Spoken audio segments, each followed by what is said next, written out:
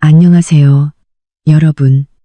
오늘 여러분께 들려드릴 이야기는 바로 이렇습니다. 시누이가 결혼하는데 시어머니가 말씀하시더군요.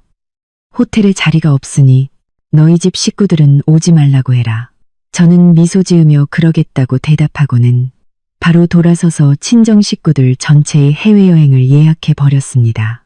다음 날 시어머니에게서 전화가 99통이나 걸려왔죠. 내 친척들이 보낸다는 축의금 1억 원은 어디 있니? 왜 안 내놓는 거야? 그해 6월에 찌는 듯한 어느 날, 제 인내심이 바닥났다는 것을 깨달았던 그날을 저는 아직도 생생히 기억합니다. 제 이름은 서연. 겉보기에는 남부러울 것 없는 번듯한 집안의 맏며느리입니다. 남편 민주는 안정적인 직장에 다니고 저는 작은 미디어 회사에서 일하며 생활하기에 부족함 없는 수입을 벌고 있었죠. 시댁에서는 싹싹하고 현명한 며느리로 소문이 나 있었습니다. 하지만 그 완벽해 보이던 가족이라는 울타리는 시누이 미나가 결혼을 준비하면서부터 금이 가기 시작했습니다. 미나의 결혼은 집안의 가장 큰 행사였습니다. 특히 시어머니 김 여사님은 체면을 목숨처럼 여기는 분이셨죠. 어머니에게 딸의 결혼식은 집안의 부와 사회적 지위, 그리고 인맥을 과시하는 장대한 쇼나 다름없었습니다. 김 여사님은 늘 입버릇처럼 말씀하셨죠. 사람은 체면이 있어야 해. 그리고 여자의 체면은 바로 딸의 결혼식에서 세워지는 거란다. 바로 그 체면 때문에 남편 민준이 출장을 가고 집에 없던 어느 날, 저는 시어머니께 따로 불려갔습니다.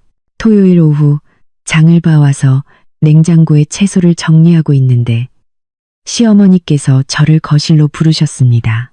번쩍이는 자개 장식 의자에 근엄하게 앉아 계신 시어머니의 눈빛은 평소의 다정함이 아닌 마치 물건값을 매기려는 듯 저를 샅샅이 훑는 날카로운 시선이었습니다. 서연아. 김 여사님의 목소리는 나지막했지만 한 글자 한 글자의 명령에 무게가 실려 있었습니다. 너도 알다시피 미나가 곧 결혼하지 않니? 우리 집안의 큰일이다. 이쪽 하객들은 전부 사업 파트너에 사회적으로 지위가 높은 분들이야. 내가 우리 집안 체면을 제대로 세워야 하지 않겠니?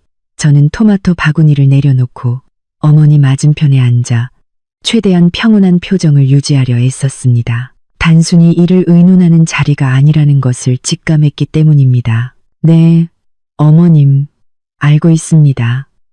예식장 예약부터 청첩장까지 모두 어머님 뜻에 따랐으니 걱정 마세요. 제가 예의 바르게 대답했습니다.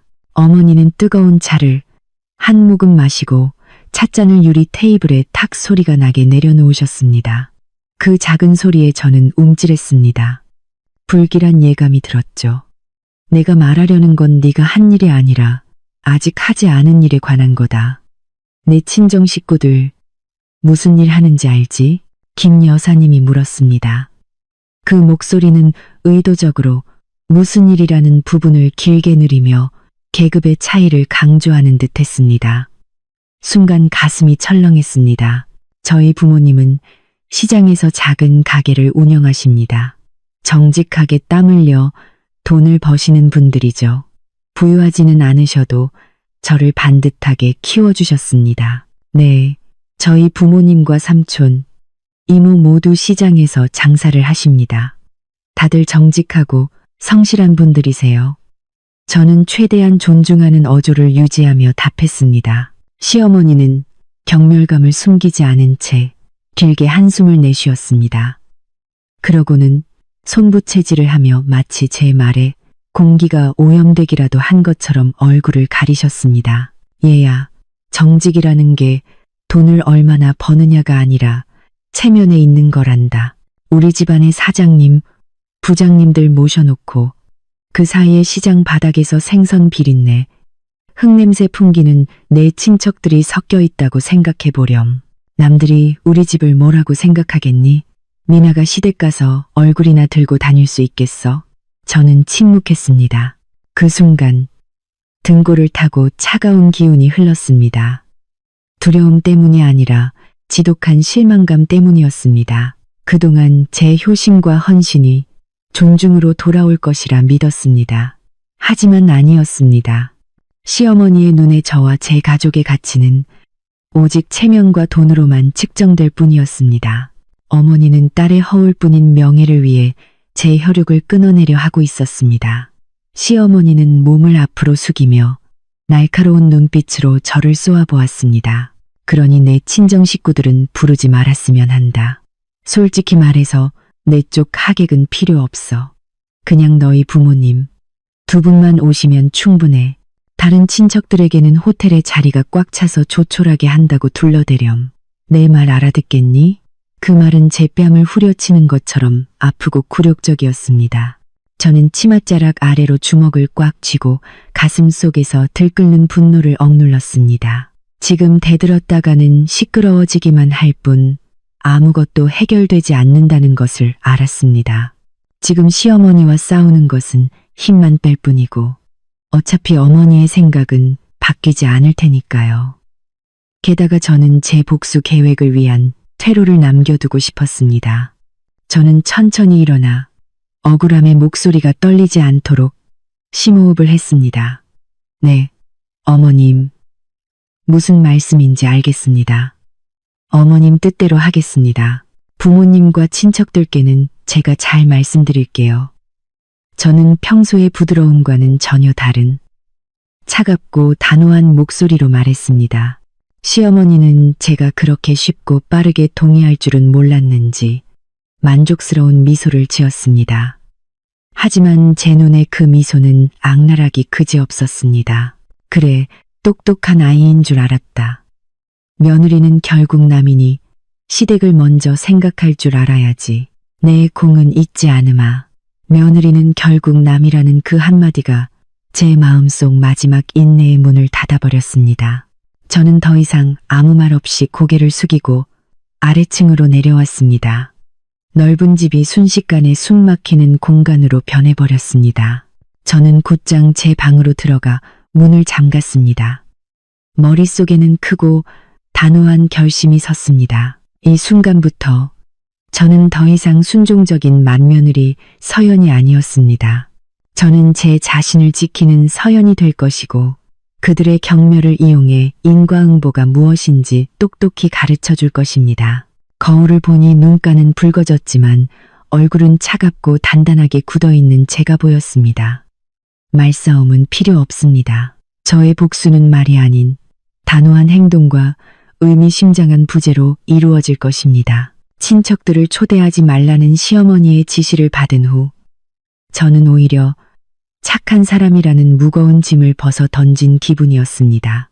오랫동안 억눌려왔던 분노는 차가운 에너지로 변해 저를 즉시 행동하게 만들었습니다. 더 이상 어떤 경멸적인 말도 참을 수 없었습니다. 저에게는 확실한 증거, 즉 이기적인 시댁과 무심한 남편에게서 한치의 후회도 없이 돌아설 수 있게 할 반박 불가능한 독설이 필요했습니다. 이틀 후 저는 휴대폰의 녹음 기능을 켜고 기회를 기다렸습니다. 시어머니의 성격을 잘 알았기에 그분은 자신의 승리를 결코 혼자만 담아두지 못할 것이 분명했습니다. 틀림없이 누군가에게 며느리를 길들이고 딸의 화려한 결혼식에서 격떨어지는 사람들을 걸러낸 자신의 수완을 자랑할 것이었습니다. 기회는 화요일 저녁에 찾아왔습니다. 남편은 아직 돌아오지 않았고 미나는 예비 신랑과 웨딩드레스를 보러 나간 후였습니다. 시어머니는 늘 경쟁적으로 집안 자랑을 하던 자신의 여동생, 즉 저에게는 시이모님과 통화를 시작했습니다. 저는 지금이 시어머니의 오만함이 극에 달할 순간이라는 것을 알았습니다. 저는 시어머니가 통화하는 거실에 목소리가 잘 들리는 부엌 문가에 조용히 섰습니다. 동생, 미나 결혼 준비는 다 끝났어. 작년에 내 딸 결혼식보다는 훨씬 화려하게 해야지. 안 그래? 시어머니의 목소리는 의기양양했습니다. 하객들, 그건 내가 아주 철저하게 골라냈지. 민준이 쪽은 다들 지위 있고 배운 사람들이고 그 며느리 쪽은 내가 그냥 오지 말라고 했어. 딱 부모만 오면 된다고. 여기까지 듣는 순간 저는 주먹을 꽉 쥐었고 심장이 조여오는 것을 느꼈습니다. 휴대폰 화면의 녹음 버튼은 여전히 활성화되어 있었습니다. 걱정 마. 내가 아주 대놓고 말했지. 서연이네 집, 시장 바닥에서 생선 팔고 채소 파는 그런 장사치들이잖아. 그런 촌것들을 이런 고급스러운 결혼식에 들여놓으면 여기가 무슨 난장판이 되겠어. 안 그래? 난 체면 깎이는 건 딱 질색이야. 우리 집안의 품격을 저런 장사치들 때문에 더럽힐 순 없지. 시어머니의 말은 비수처럼 제 귀에 꽂혔습니다. 장사치, 촌것들, 제가 상상할 수 있는 가장 모욕적인 단어들이 시어머니의 입에서 흘러나왔습니다. 그분은 저뿐만 아니라 저를 키워주신 부모님의 땀과 노력을 짓밟고 있었습니다. 눈물이 흘렀습니다. 슬픔이 아니라 분노 때문이었습니다. 그동안 시어머니의 까다로움을 이해하려 노력했지만 이런 경멸은 용서할 수 없었습니다. 저는 조용히 뒤로 물러나 녹음을 중단했습니다. 이 녹음 파일이 바로 저의 무기이자 이 관계에 대한 마지막 선고였습니다. 저는 방으로 돌아와 눈물을 닦았습니다. 분노는 가라앉고 대신 무서울 정도로 차분해졌습니다. 저는 휴대폰을 들어 친정 엄마에게 전화를 걸었습니다. 엄마, 저 서연이에요. 최대한 자연스러운 목소리를 내려고 애썼습니다. 엄마, 아빠 잘 지내시죠? 엄마는 반갑게 대답하셨습니다. 어이구, 우리 딸. 그럼 잘 지내지. 미나 결혼 준비 때문에 바쁘지? 네, 이제 거의 다 끝나가요. 엄마, 드릴 말씀이 있는데요. 저는 조심스럽게 결혼식 이야기를 꺼냈습니다. 시어머니께서 이번 결혼식은 사업상 중요한 분들만 모시는 자리라 좌석이 정말 한정적이래요. 그래서 엄마랑 아빠 두 분만 오시면 될 것 같아요. 다른 이모나 삼촌들께는 따로 말씀 안 하셔도 돼요. 엄마는 눈치가 빠른 분이셨습니다. 제 목소리의 이상한 낌새를 알아채셨고 아마 문제의 본질을 어렴풋이 짐작하셨을 겁니다. 그래, 자리가 없어서. 알겠다. 얘야, 걱정 마라. 내가 다른 식구들한테 잘 얘기해 둘게. 어쨌든 우리 딸이 그 집 맏며느리인데 우리가 시댁 체면은 세워줘야지. 엄마는 그렇게 말씀하셨지만 저는 그 너머의 서운함과 실망감을 느낄 수 있었습니다. 거짓말을 해야 하는 제 자신이 죄스러웠지만 지금 당장 시어머니가 우리 가족을 어떻게 생각하는지 그 잔인한 진실을 차마 말씀드릴 수 없었습니다. 저는 시어머니가 제가 모든 상황을 받아들였다고 여전히 순종적인 며느리라고 믿게 만들어야 했습니다. 네, 엄마, 이해해 주셔서 감사해요. 저는 한마디 말 없이도 저를 이해해주고 감싸주는 친정가족이 있다는 사실에 가슴 벅찬 자부심을 느꼈습니다. 전화를 끊고 침대에 주저앉았습니다. 모든 것이 확인되었습니다. 시어머니는 자신의 독설로 직접 저를 이 집에서 밀어냈습니다. 이제 제 계획을 실행할 때가 왔습니다. 완벽한 실종, 그리고 시어머니가 사람의 정보다 소중히 여기는 그 체면에 가하는 강력한 일격. 저는 더 이상 말다툼이나 하소연 대신 저의 부재로 그들을 처벌할 것입니다. 새로운 인생의 지도는 그날 밤 제 손으로 그려지기 시작했습니다. 첫 번째 목적지는 싱가포르. 저는 제 인내심이 약점이 아니라 시댁을 향해 정교하게 쳐놓은 덫이었음을 깨달았습니다. 그들은 저를 통제했다고 생각했지만 정작 저는 자유의 열쇠를 쥐고 그들에게 가장 값비싼 인간관계의 교훈을 가르쳐줄 준비를 마친 상태였습니다. 결심은 섰고 저는 예전의 서연과는 전혀 다른 무서운 집중력으로 행동에 착수했습니다. 모든 계획은 시댁, 특히 모든 것을 제가 알아서 처리할 거라 믿으며 아내의 감정에는 무관심했던 남편, 민준에게 절대적인 비밀로 붙여줘야 했습니다. 가장 먼저 한 일은 은행 앱을 열어 잔고를 확인하는 것이었습니다. 꾸준히 저축해 온 덕분에 꽤 큰 액수의 돈이 모여 있었습니다. 돈이 전부는 아니지만 자립과 자신감을 위한 든든한 기반이 되어줄 것이었습니다. 시어머니의 경멸에 답하기 위해서는 상징적인 사건, 부드러우면서도 깊은 충격을 줄 한 방이 필요했습니다. 그들의 가장 중요한 날에 맞춰 떠나는 여행. 완벽한 실종보다 더 좋은 방법은 없었습니다. 저는 저희 부모님께서 항상 가보고 싶어 하셨던 아름답고 평화로운 나라 싱가포르를 여행지로 정했습니다. 생각해보니 오랫동안 저를 위해 평생을 희생하신 부모님과 제대로 된 시간을 보내지 못했습니다. 두 분은 충분히 누릴 자격이 있었습니다. 저는 즉시 비즈니스 클래스로 싱가포르행 항공권을 예약했습니다. 출발일은 바로 약혼식 날 아침. 한국인은 무비자로 입국이 가능했기에 절차는 매우 간단했습니다. 2박 3일의 일정은 여행을 즐기기에도 가장 중요한 순간에 맞춰 돌아오기에도 완벽했습니다. 이것은 단순한 여행이 아니라 제 행복과 친정가족의 유대를 위한 투자였습니다. 고객님, 시누이분 결혼식 날짜에 맞춰서 싱가포르행 비즈니스석 상장을 예약하시는 게 확실한가요? 이 티켓은 취소 수수료가 엄청난데요. 여행사 직원이 놀란 목소리로 되물었습니다. 확실해요. 바로 결제할 테니 진행해 주세요. 저는 단호하게 대답했습니다. 모든 것을 준비하는 동안 저는 이혼 절차에 대해서도 알아보고 개인 자산을 정리했습니다. 민준과의 결혼 생활은 끝났다는 것을 알았습니다. 그는 좋은 사람이었지만 주관이 없었고 어머니에게 지나치게 의존했으며 가족의 모욕적인 언사로부터 아내를 지켜주지 못했습니다. 그런 남편을 위해 제 행복을 희생할 가치는 없었습니다. 저는 재정과 관련된 모든 서류, 특히 시어머니와 저 사이의 채무관계, 증명서를 꼼꼼히 챙겼습니다. 미나의 호화로운 결혼식 비용을 마련하기 위해 시어머니가 저에게 3천만 원이라는 큰 돈을 빌려갔던 것을 똑똑히 기억하고 있었습니다.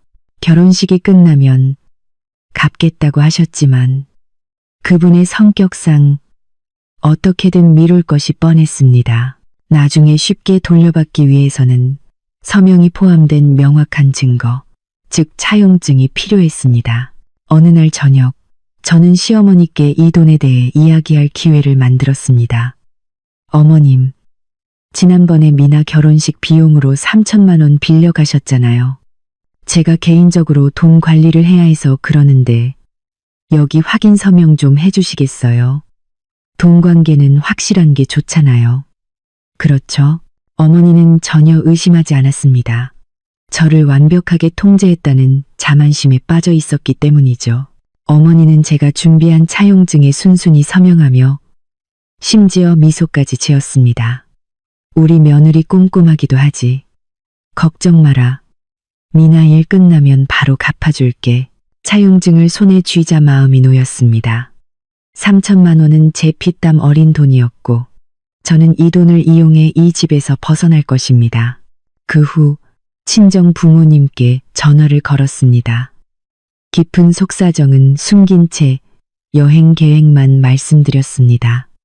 엄마, 아빠, 제가 깜짝 선물 준비했어요. 다음 주에 휴가 내서 우리 가족 다 같이 2박 3일 싱가포르 여행 가요. 제가 비행기랑 호텔 다 예약했어요. 출발일이 미나의 결혼식 날과 겹친다고 말씀드리자 부모님은 한동안 말이 없으셨습니다. 전화기 너머로 엄마의 감격한 목소리가 들려왔습니다. 세상에, 서연아, 왜 이렇게 돈을 썼어? 그 돈 모아서 다른 데 써야지. 엄마, 제가 다 알아서 준비했어요. 저 이제 엄마, 아빠 챙겨드릴 능력 돼요. 평생 저 때문에 고생하셨으니 이제 좀 누리셔야죠. 저도 좀 쉬고 싶고요. 엄마는 그냥 집만 챙기시면 돼요. 과묵하신 아버지가 차분한 목소리로 말씀하셨습니다. 딸아, 아빠는 내가 자랑스럽다. 내가 즐겁고 행복하다면 그걸로 됐다. 시댁일은 우리가 묻지 않으마. 하지만 내가 많이 힘들었다는 건 안다. 다녀오너라. 가서 마음 편히 쉬고 와. 다른 건 걱정 말고. 부모님의 진심 어린 말씀과 무조건적인 이해에 눈물이 터져 나왔습니다. 저의 효도는 책임감일 뿐만 아니라 무한한 힘의 원천임을 깨달았습니다. 저는 옳은 일을 하고 있었습니다. 시댁의 허울뿐인 체면과 경멸보다 제 자신과 부모님의 행복을 우선순위에 두고 있었습니다. 저는 부모님께 여행 정보를 보내드리며 절대 비밀을 지켜달라고 신신당부했습니다. 시댁 식구들 눈에는 제가 여전히 청첩장을 돌리고 예식장 장식을 챙기는 바쁜 며느리 서연으로 보일 것입니다. 그들은 제가 한 걸음 한 걸음 치밀하게 계획을 세웠고 그들을 위한 덫이 이미 반쯤 조여졌다는 사실을 전혀 눈치채지 못했습니다. 제 운명을 스스로 결정하는 이 기분은 정말 최고였습니다. 어떤 억울함보다도 강렬했습니다. 저는 소리 없는 전쟁, 문명적이고 단호한 복수를 할 준비를 마쳤습니다. 싱가포르 여행 준비가 모두 끝나고 미나의 결혼식이 이틀 앞으로 다가왔을 때 저는 다시 친정 부모님 댁으로 불려갔습니다. 이번 만남은 조용하고 따뜻하며 감동적이었습니다. 집에 도착하니 부모님은 제가 좋아하는 반찬들로 소박하지만 맛있는 저녁상을 차려놓으셨습니다.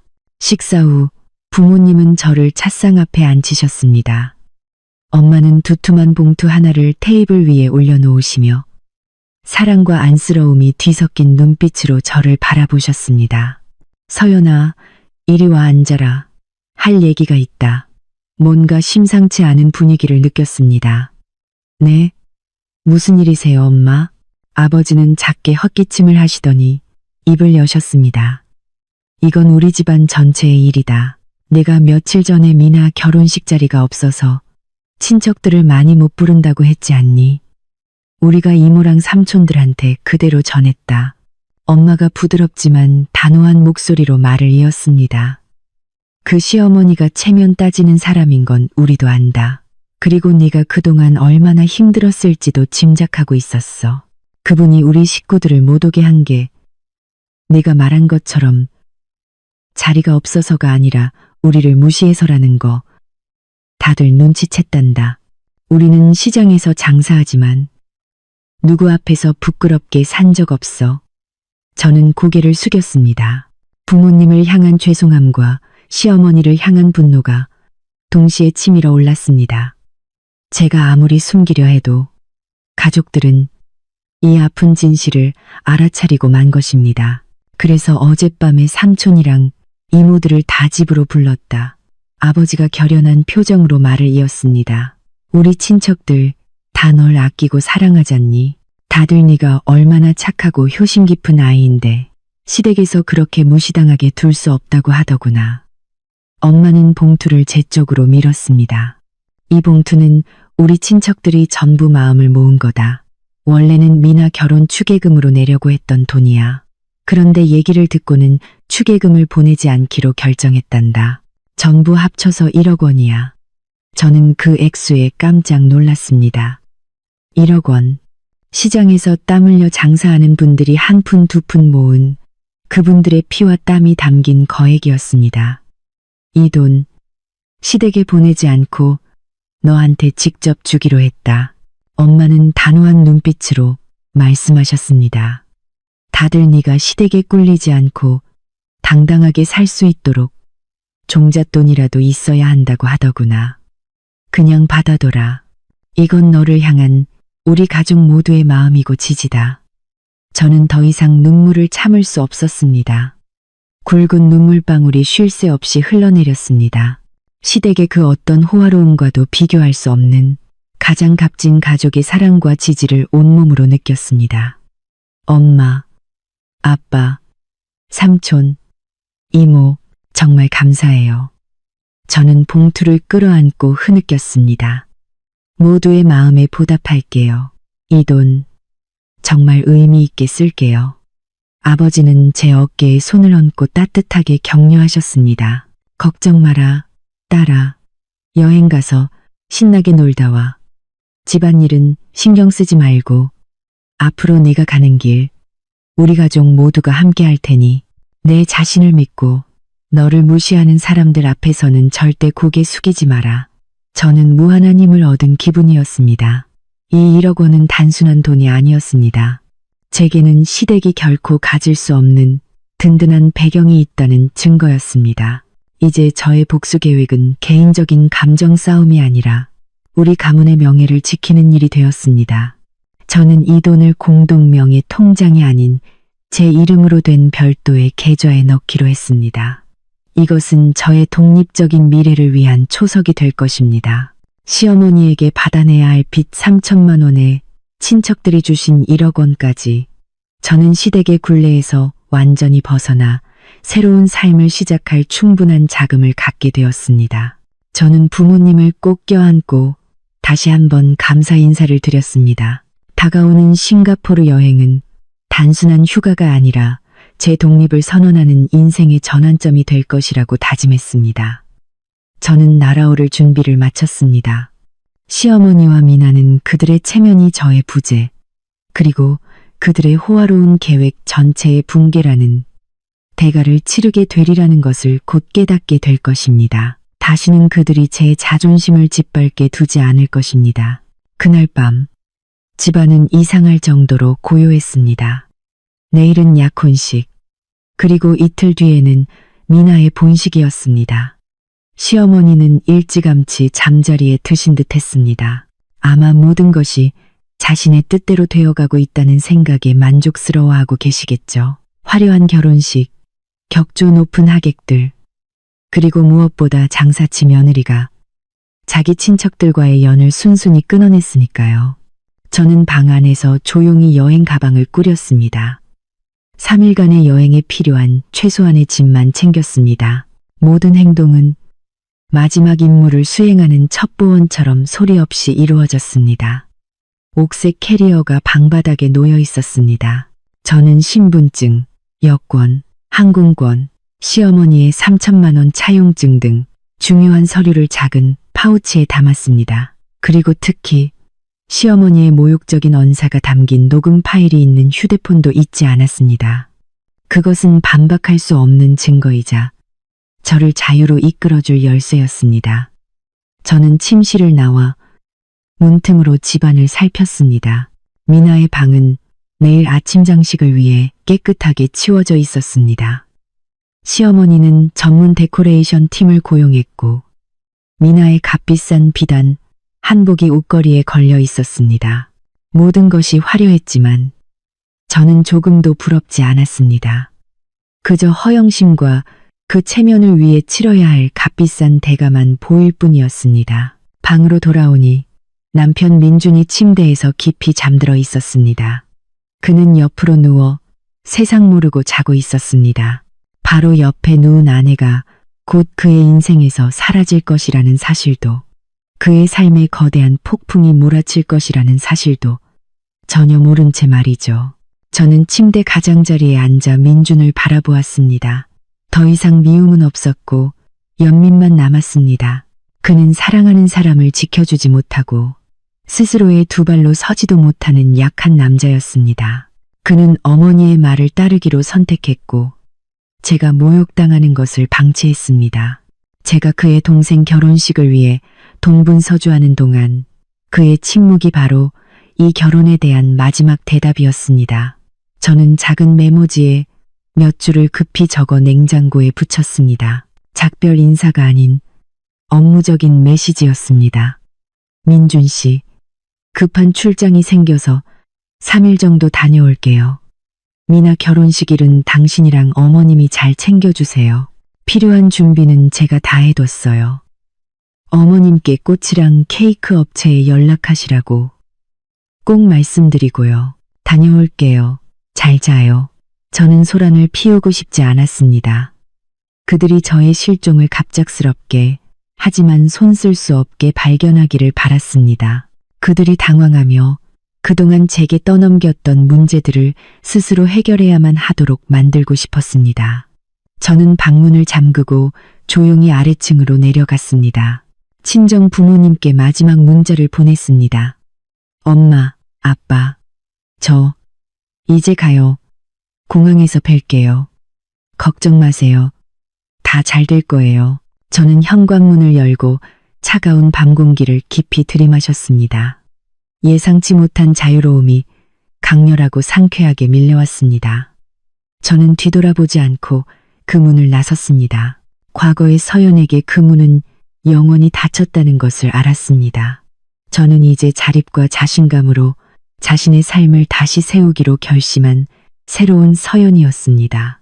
택시는 골목 어귀에서 기다리고 있었습니다. 차에 올라타 문을 닫았습니다. 밤의 도시는 고요했습니다. 그 순간 저는 행복이 화려함이 아니라 마음의 평온함에 누구에게도 무시당하거나 억압받지 않는 삶에 있다는 것을 깨달았습니다. 내일 아침 시어머니와 미나가 중요한 날의 기쁨 속에서 잠을 깼을 때 그들은 저의 부재를 깨닫게 될 것입니다. 그 부재는 그들의 허울뿐인 체면에 가장 강력한 일격이 될 것입니다. 저는 저의 효심과 자존심을 챙겨 떠났고 뒤에는 돈과 명예밖에 모르는 가족의 끝없는 탐욕과 오만함만을 남겨두었습니다. 싱가포르 여행은 단순한 휴가가 아니었습니다. 그것은 문명적인 복수의 시작이자 끝까지 무시당했던 한 며느리의 가치 증명이었습니다. 저는 눈을 감았습니다. 낯선 땅에서의 3일은 휴식을 취하고 에너지를 되찾으며 돌아왔을 때의 마지막 대결을 준비하는 시간이 될 것입니다. 저는 모든 것을 마주할 준비가 되었습니다. 다음 날 아침 시끄러운 알람 소리가 울려 퍼졌습니다. 약혼식을 알리는 종소리이자 시어머니의 주체할 수 없는 분노를 예고하는 종소리였습니다. 저는 집을 나선 지 몇 시간이 지났고 공항으로 가는 길이었습니다. 아침 7시쯤 전화가 걸려오기 시작했습니다. 이미 번호를 차단했지만 발신번호 표시 제한으로 수십 통의 전화가 계속해서 걸려왔습니다. 누구인지 뻔했습니다. 저는 미소를 지으며 휴대폰을 무음으로 바꾸고 이어폰을 낀 채 잔잔한 연주곡을 감상했습니다. 평화로운 기분을 망치고 싶지 않았습니다. 하지만 문득 시어머니가 희망 없이 저에게 연락하게 두는 것만으로는 부족하다는 생각이 들었습니다. 제가 그렇게 순진하고 만만한 상대가 아니라는 것을 깨닫게 해줄 작은 대결이 필요했습니다.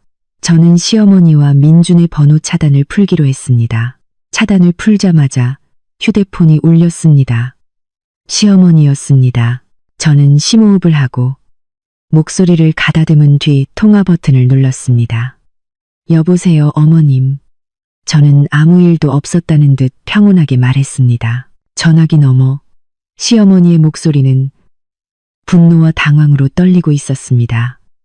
그녀는 고막을 찢을 듯한 날카로운 소리로 소리쳤습니다. 서연이 너 지금 어디야? 감히 미나 약혼식 날 집을 나가. 지금이 몇 시인 줄 알아? 결혼식 준비는 누가 해? 너 어디서 뭘 하고 있는 거야? 저는 여전히 침착한 목소리를 유지했습니다. 네, 어머님.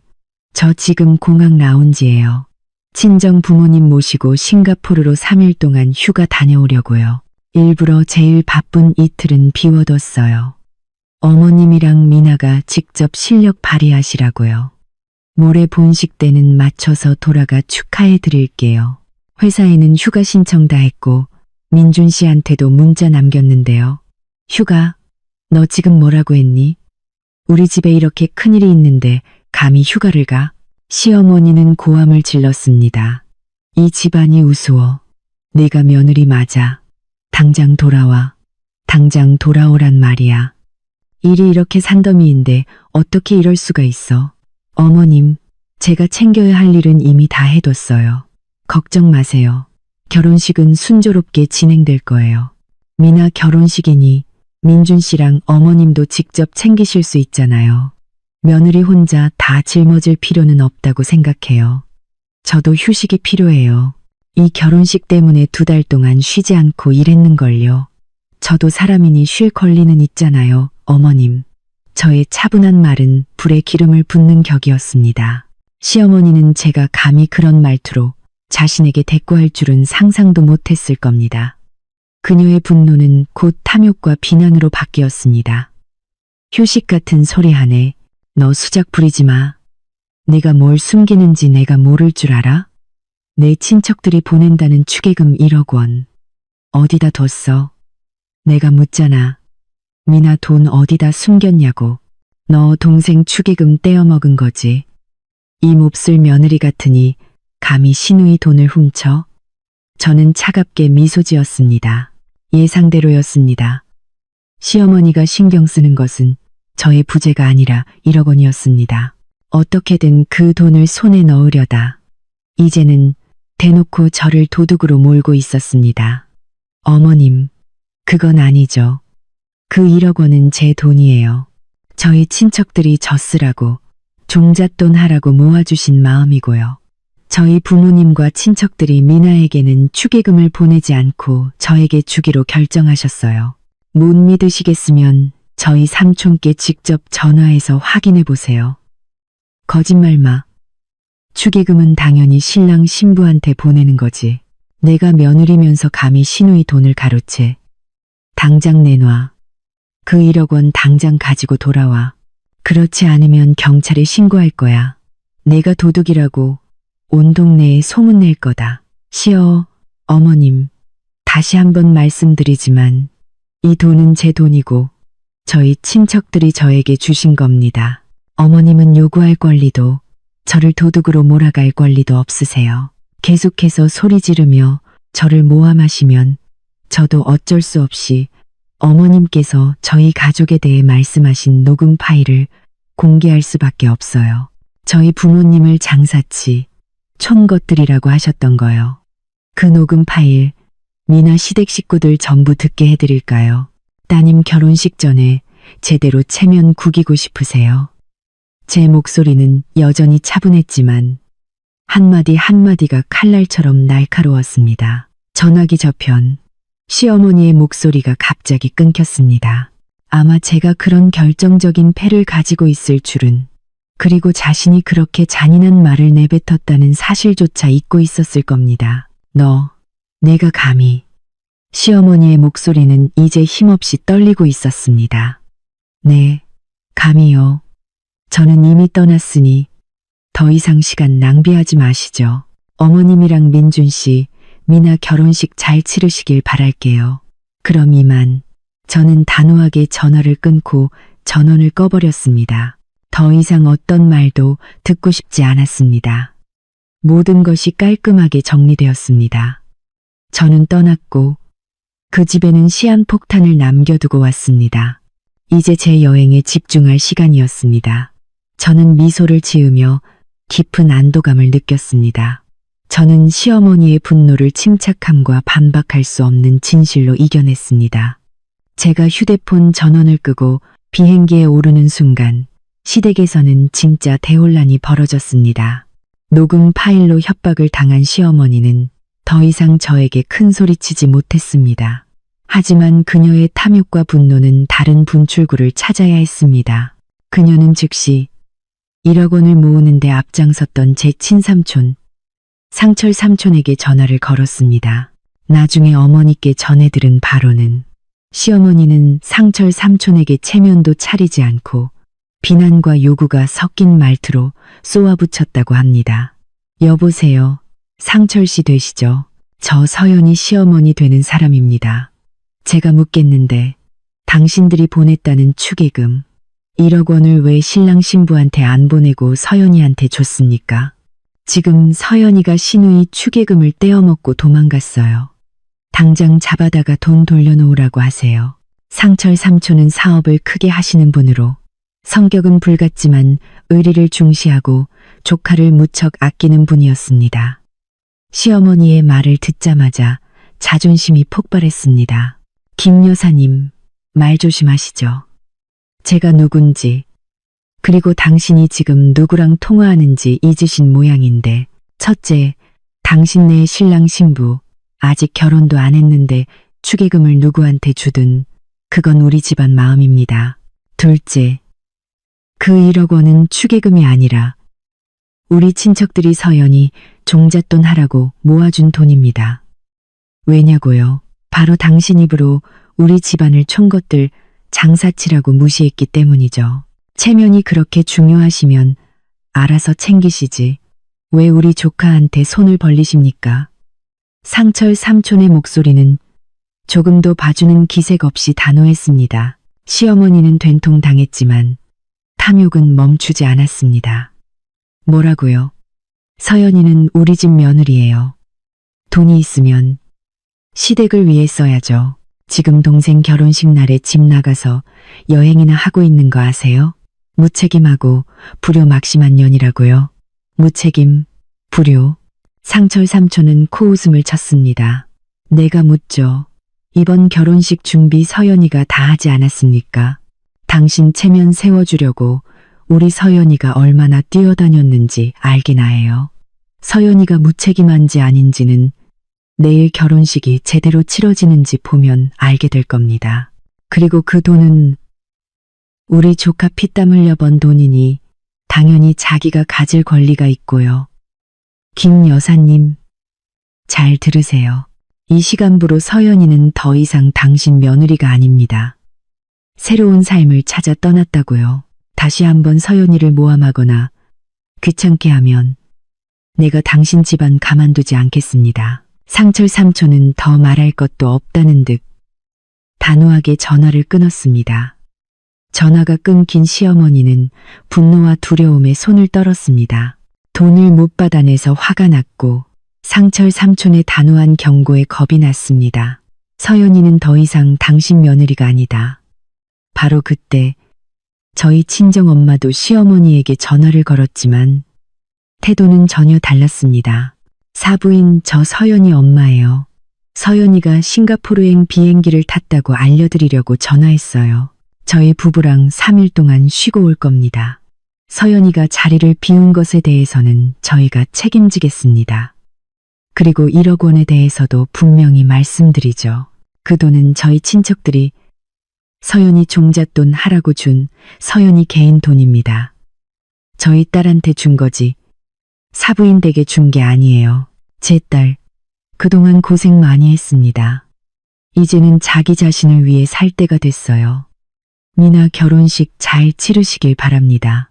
친정엄마의 전화는 부드러웠지만 그 어떤 말보다 강력한 경고였습니다. 저의 부재가 단순한 도피가 아니라 가족 전체의 지지를 받는 단호한 결별임을 분명히 한 것입니다. 민준과 미나가 집에 돌아왔을 때 그들이 본 것은 넋이 나간 채 저를 욕하며 울고 있는 어머니의 모습이었습니다. 영문을 모르는 민준이 물었습니다. 엄마 왜 그래요?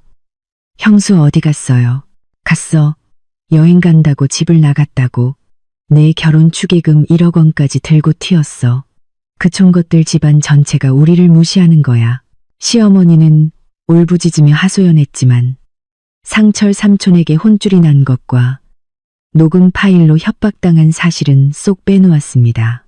민준과 미나는 오직 축의금을 떼먹고 놀러 갔다는 부분만 듣고 분노에 휩싸였습니다. 그들은 제가 왜 그래야만 했는지에 대해서는 조금도 생각하지 않고 오직 자신들의 이익만 생각했습니다. 민주는 동생의 중요한 날에 아내가 집을 나갔다는 사실에 굴욕감을 느꼈고 미나는 1억 원을 날렸다고 생각했습니다. 그 시각 저는 비행기 안에서 지상의 혼란은 전혀 모른 채 상철 삼촌과 부모님의 단호한 보호가 가장 든든한 방패가 되어주고 있음을 믿어 의심치 않았습니다. 그 보호는 제가 돈과 자존심을 모두 지키게 해주었을 뿐만 아니라 시댁 식구들에게 분명한 메시지를 전달했습니다. 서연은 혼자가 아니며 그들은 자신들의 경멸적인 행동에 대한 대가를 치르게 될 것이라고. 제가 여행을 떠난 사실로 인해 미나의 오전 약혼식은 어색하고 뒤숭숭한 분위기 속에서 진행되었습니다. 하지만 시어머니는 어떻게든 체면을 지키려 애썼습니다. 그녀는 하객들에게 제가 갑자기 쓰러져 응급실에 실려가는 바람에 참석하지 못했다고 거짓말을 했습니다. 민준과 미나도 어머니를 따라 연기해야 했습니다. 점심때가 되어 약혼식이 끝나자 미나는 잔뜩 화가 난 채 집으로 돌아왔습니다. 그녀는 입고 있던 한복을 벗어 던지자마자 제 방문으로 달려가 문을 미친 듯이 두드리기 시작했습니다. 형님, 문 열어요. 이게 무슨 짓이에요?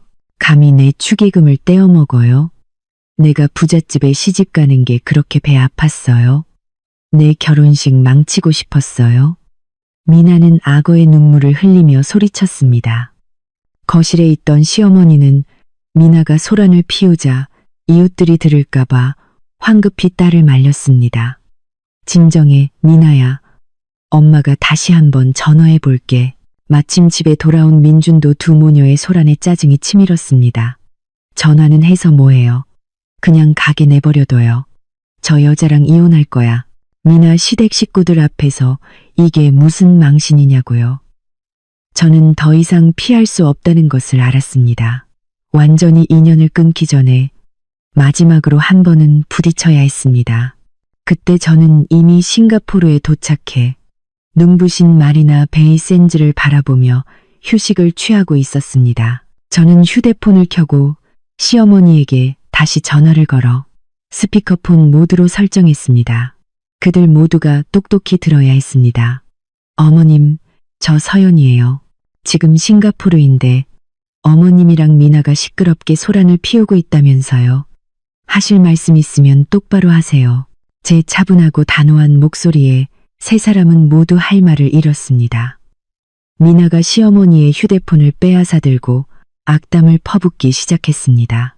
형님, 사람이 양심이 있어야죠. 형님이면서 어떻게 동생 축의금을 훔칠 수가 있어요.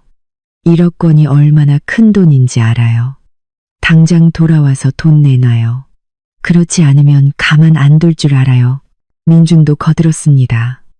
서연아, 이게 무슨 짓이야. 나 창피해서 얼굴을 들고 다닐 수가 없어. 당장 돌아와. 사람들 웃음거리 되기 싫다고. 저는 심호흡을 하고 한치의 감정도 씻지 않은 차가운 목소리로 말했습니다. 미나야, 민준 씨, 그리고 어머님, 세 분 다 제 말 잘 들으세요. 첫째, 저는 누구의 돈도 훔치지 않았어요. 그 1억 원은 저희 친척들이 저를 아껴서 주신 제 개인 돈이에요. 당신들이 요구할 권리는 없어요. 둘째, 당신들은 제가 무책임하다고 집안의 중요한 날에 멋대로 떠났다고 했죠? 그럼 제가 되물을게요. 이 집은 저를 어떻게 대했나요? 저는 잠시 말을 멈추고 녹음 파일 재생 버튼을 눌렀습니다. 녹음된 소리는 스피커폰을 통해 거실에 선명하게 울려 퍼졌고 화려한 거실의 공기는 순식간에 얼어붙었습니다. 서연이네 집, 시장 바닥에서 생선 팔고 채소 파는 그런 장사치들이잖아. 그런 촌것들을 이런 고급스러운 결혼식에 들여놓으면 여기가 무슨 난장판이 되겠어. 난 체면 깎이는 건 딱 질색이야. 녹음이 끝나자 방 안에는 무서운 침묵이 흘렀습니다. 시어머니와 미나, 민주는 모두 얼굴이 새하얗게 질린 채 아무 말도 하지 못했습니다. 자신들이 자만심에 빠져 내뱉었던 독설이 이렇게 녹음되어 있을 줄은 꿈에도 몰랐을 것입니다. 어머님, 잘 들으셨어요? 장사치, 촌것들, 이게 어머님이 저희 가족을 모욕하며 사용하신 단어들이에요. 시어머니와 시댁 식구들에게 이 정도의 경멸을 받는 며느리가 과연 당신들 집안의 허울뿐인 체면을 위해 더 노력해야 할 필요가 있을까요? 당신들이 직접 제 자존심을 짓밟았고 가족의 연을 끊었어요. 그러니 저는 제 자신과 저희 부모님의 명예를 지키기 위해 떠난 것뿐이에요. 당신들의 그 화려한 결혼식, 이제 알아서들 잘 치르세요. 시어머니는 이제 더듬거리며 말을 잇지 못했습니다. 서연아, 내가 감히 나를 녹음해? 네, 감히요. 이건 반박할 수 없는 증거예요. 이 녹음 파일, 제가 원하면 당신들 집안의 모든 친척, 친구, 사업 파트너들에게 보내서 누가 진짜 파렴치한 인간인지 다 알게 해드릴 수 있어요.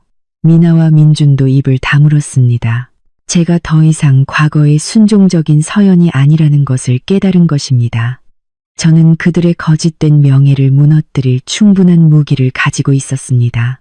그리고 분명히 말해두죠. 이혼은 제가 돌아가서 바로 진행할 거예요. 그리고 어머님 민준 씨, 미나 결혼식 비용으로 저한테 빌려가신 3천만 원, 잊지 마세요. 차용증도 다 받아놨으니 한 푼도 빠짐없이 전부 받아낼 겁니다. 그렇게 아세요. 저는 그 누구에게도 반박할 기회를 주지 않고 전화를 끊었습니다. 그리고 다시 휴대폰 전원을 껐습니다. 승리의 기쁨보다는 모든 것을 끝냈다는 안도감이 밀려왔습니다. 저는 그들의 독선과 탐욕, 오만함을 만천하에 드러냈습니다. 저는 그들의 무력감 속에서 유유히 떠났습니다. 전화 통화로 벌인 극적인 대결 이후 저는 시어머니와 미나, 민준이 결코 가만히 있지 않으리라는 것을 알았습니다. 그들의 체면은 상처받았고 돈과 명예 모두를 잃을 위기감에 당황하고 있었습니다. 한국에서 싱가포르로 가는 긴 비행시간 동안 제 휴대폰은 계속 꺼져 있었습니다. 어렵게 되찾은 평화를 그 어떤 것도 방해하게 두고 싶지 않았습니다.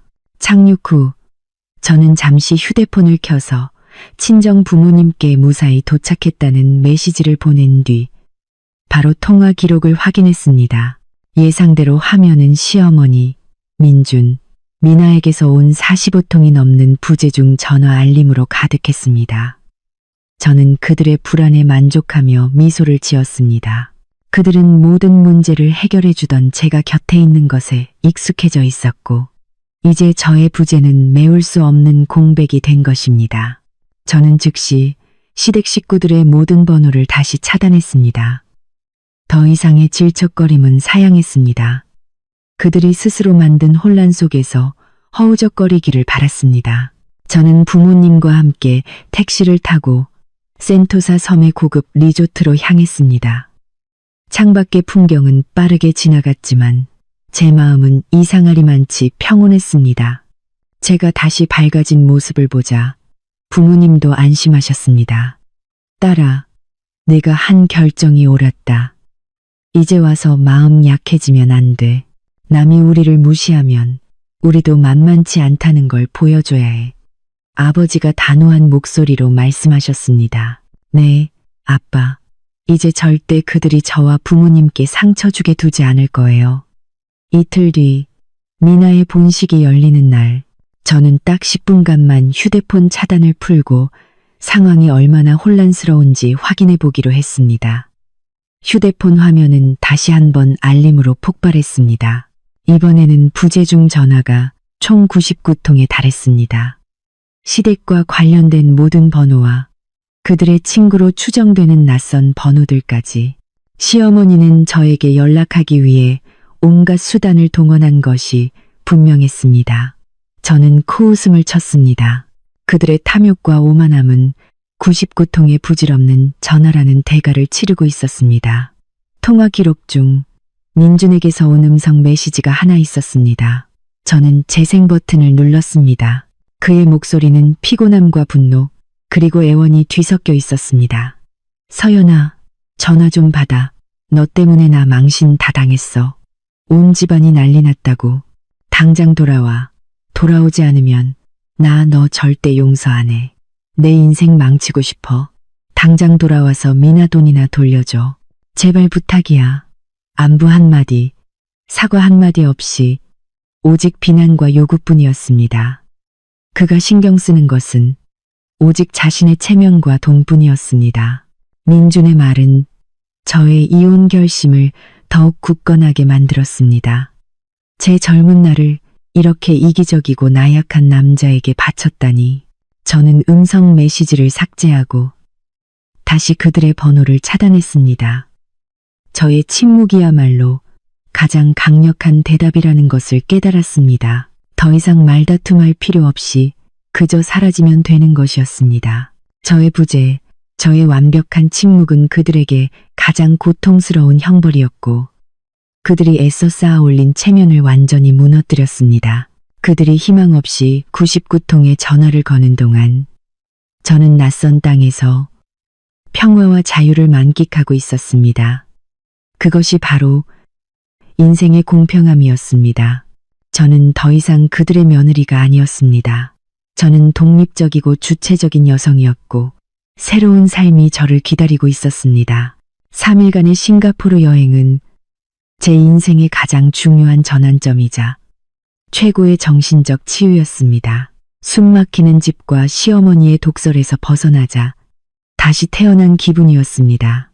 싱가포르에 머무는 동안 저는 부모님과 함께 머라이언 상을 구경하고 번화한 차이나타운을 거닐고 고즈넉한 사원을 방문하고 푸른 정원을 감상했습니다.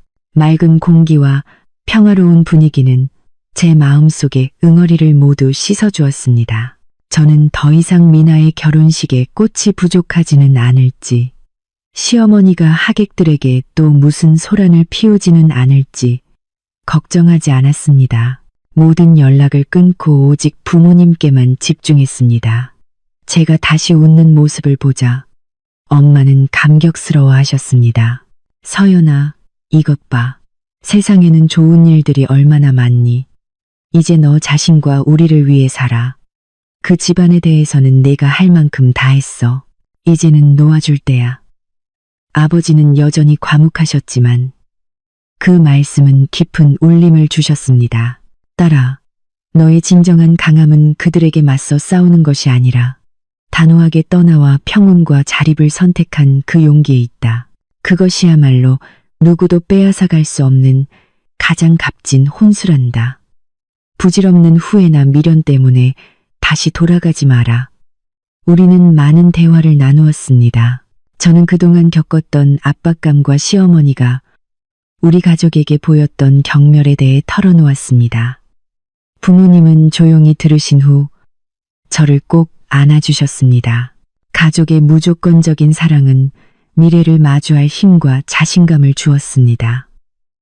저는 그동안 시댁에 저의 가치를 증명하기 위해 애써왔다는 것을 깨달았습니다.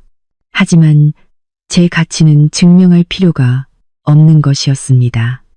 그것은 제 안에 이미 존재했고 가장 사랑하는 사람들에게 인정받고 있었습니다. 저는 싱가포르에서 회사에 전화를 걸어 일주일의 휴가를 더 신청했습니다. 회사에 새로운 프로젝트 매니저가 필요했고 제가 유력한 후보라는 것을 알고 있었습니다. 저는 제 능력을 믿었습니다. 제가 미나의 결혼식 날 여행을 떠나 시어머니의 체면을 구기고 그들이 스스로 혼란을 수습하게 만든 것은 비열한 복수가 아니었습니다. 그것은 인과응보에 대한 값비싼 교훈이었습니다. 경멸을 심으면 고립을 거두고 탐욕을 심으면 혼란을 거두는 법입니다. 저는 잘못한 것이 없었습니다. 저는 그저 한 인간으로서 며느리로서의 책임을 다한 후에 쉴 권리를 행사했을 뿐입니다.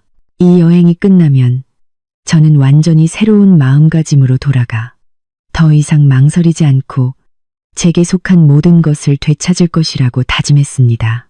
저의 효심은 오직 부모님께만 바칠 것이고 저의 강함은 저의 자립을 지키는 데 쓸 것입니다. 시댁의 체면이 완전히 무너져 내릴 마지막 대결을 할 준비가 되었습니다. 저는 친척들이 주신 1억 원의 종잣돈과 시어머니의 3천만 원 빅문서를 가지고 있었습니다. 그리고 무엇보다 더 이상 편견과 탐욕에 얽매이지 않는 강한 마음을 가졌습니다. 저는 독립과 자신감이야말로 한 여성이 스스로에게 줄 수 있는 가장 위대한 혼수라고 믿습니다. 저는 낡은 문을 닫고 평화롭고 행복한 새 삶을 열기 위해 돌아갈 준비를 마쳤습니다. 낯선 땅에서 보낸 7일간의 평화로운 시간이 끝나고 저는 한국으로 돌아왔습니다. 공항에 발을 내딛는 순간 제 자신이 달라졌음을 느꼈습니다. 더 이상 억울함에 떨던 나약한 서연이 아니라 강하고 자신감 넘치는 여성이 되어 있었습니다. 저는 바로 시댁으로 가지 않고 친정집에서 하룻밤을 더 머물며 마음을 가다듬었습니다. 다음 날 아침 저는 새하얀 원피스를 입고 우아하게 화장을 한 뒤 혼자 차를 몰아 시댁으로 향했습니다. 그날은 미나의 결혼식 본식이었습니다.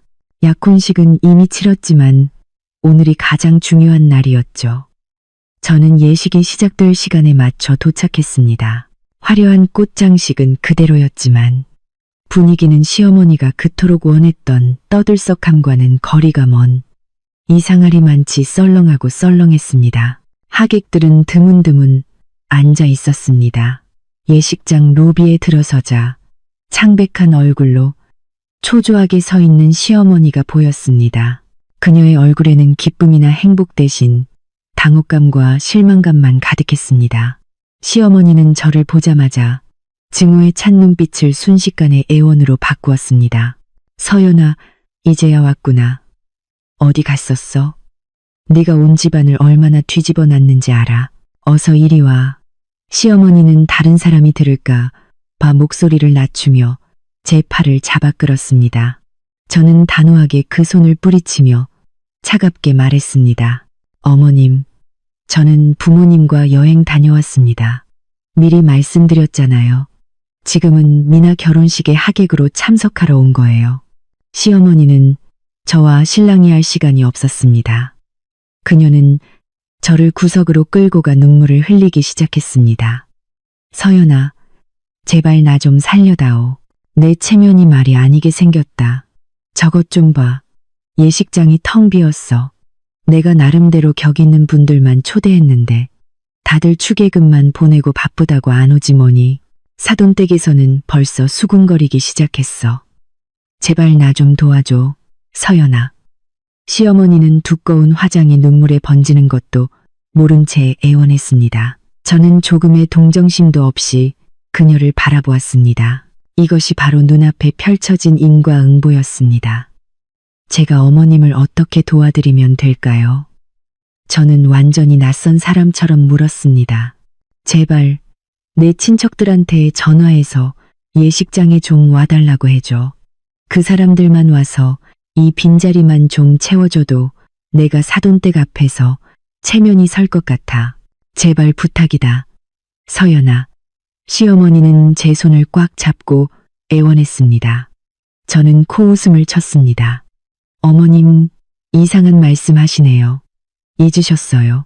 바로 며칠 전에 어머님께서 제 친척들을 장사치 총것들이라며 이 화려한 결혼식에 발도 들여놓을 자격이 없다고 하셨잖아요. 제 쪽 하객은 필요 없다면서요. 이제 와서 그분들께 빈자리를 채워달라고요? 시어머니의 얼굴이 새하얗게 질렸습니다. 서연아, 그땐 내가 실언했다.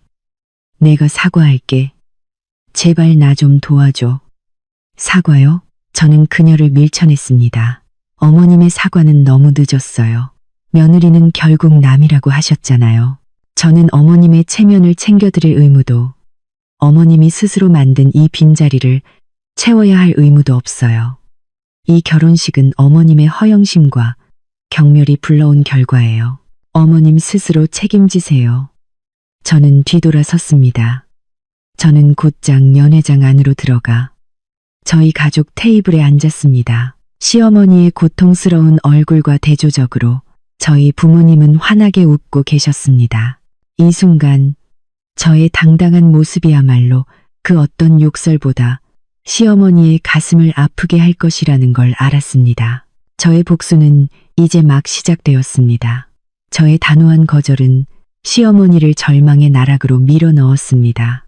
저를 설득할 수 없다는 것을 깨달은 시어머니의 체면은 심각한 위협에 처했습니다. 시어머니는 제가 상상도 못한 일을 벌였습니다. 그녀는 결혼식을 광대극으로 만들어 저의 심리를 압박하고 사돈과 하객들의 동정심을 얻으려 했습니다. 신랑 신부가 무대 위로 올라섰을 때 시어머니는 연회석에 태연하게 앉아있는 저를 보고 피가 거꾸로 솟았지만 애써 참았습니다. 그녀는 한복 매무새를 가다듬고 제게 다가와 어깨를 강하게 쥐며 남들의 눈을 의식한 가식적인 미소를 지었습니다. 착한 우리 며느리, 이제 왔구나. 당장 나 좀 따라오너라. 하객들이 너무 없어.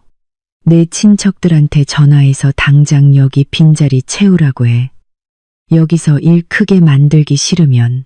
저는 부드럽게 그녀의 손을 떼어내고 와인잔을 들어 올리며 같은 테이블 사람들이 들을 수 있을 만큼 큰 소리로 말했습니다. 어머님, 저는 하객이잖아요. 어머님의 VIP 손님들이나 잘 챙기세요. 저희 친척들은 격이 떨어져서 이 집안에 누를 끼칠까봐 감이 못 온대요. 저는 여전히 태연하게 자리에 앉아 있었습니다. 이런 광적인 행동은 예상했지만 이렇게 공개적으로 벌일 줄은 몰랐습니다. 저는 휴대폰을 꺼내 동영상 촬영 모드를 켜고 시어머니를 향해 겨눴습니다. 어머님, 제발 목소리 좀 낮추세요. 저는 온 연회장이 들을 수 있도록 크게 말했습니다. 어머님께서 제가 배은망덕하고 불효자라고 미나 돈을 떼어먹었다고 말씀하시네요. 계속 말씀해보세요. 저 지금 촬영 중이거든요. 이 영상 어머님과 민준 씨의 모든 친척, 친구들에게 다 보내드릴게요. 이 사회가 피해자 코스프레하는 시어머니가 며느리를 어떻게 대하는지 전부 알게 하고 싶네요. 저의 협박은 즉시 효과가 있었습니다. 촬영 중인 휴대폰을 본 시어머니는 감전이라도 된 듯 입을 다물었습니다. 그녀의 허울뿐인 체면은 이런 광적인 모습이 기록되는 것을 허락하지 않았습니다. 그녀는 사람들 앞에서 망신당하는 것을 두려워했습니다. 시어머니는 분한 듯 뒤돌아섰습니다. 패배자처럼 초라한 모습이었습니다. 그녀는 속이 타들어가면서도 행복한 혼주인 척 연기를 계속해야 했습니다. 저는 태연하게 에피타이저를 즐겼습니다. 저의 평온한 존재 자체가 그들에게는 가장 큰 눈엣가시였고 이 화려한 연애를 숨막히게 만들었습니다. 죄송합니다. 저희 집안일로 심려를 끼쳐드렸습니다. 하객 여러분께서는 계속해서 식사를 즐겨주시기 바랍니다.